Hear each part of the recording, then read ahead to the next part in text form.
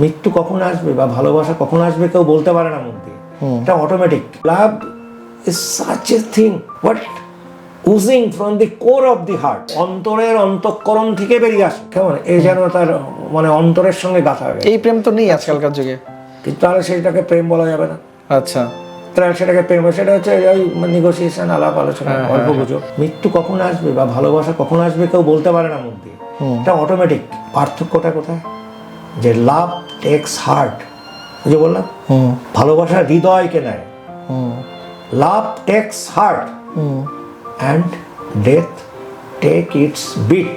প্রেমে পড়ার একটা নির্দিষ্ট বয়স থাকে, তারপরে একটা টাইম পরে অ্যাডজাস্টমেন্ট হয়ে যায়, এটা কি আপনি মানেন? প্রেমের কোনো বয়স নেই, যখন তখন পড়া যায়। প্রেমের ওই যে বললাম, বিবাহের আগেও হোক বা বিবাহের পরেও হোক। What is love? Love and death প্রায় একই, দুটোই তো হচ্ছে মানুষের জীবনে আসবে, unconditional. Nobody can say how and when it comes. কেউ বলতে পারে আমার ভালোবাসাটা কিভাবে আসছে? যদি বলে যে আমার এই ভালোবাসা আসছে, দ্যাট ইজ রং। আচ্ছা, তেমনি আমার মৃত্যু আসবে কালকে, কেউ বলতে পারে? Nobody can say it.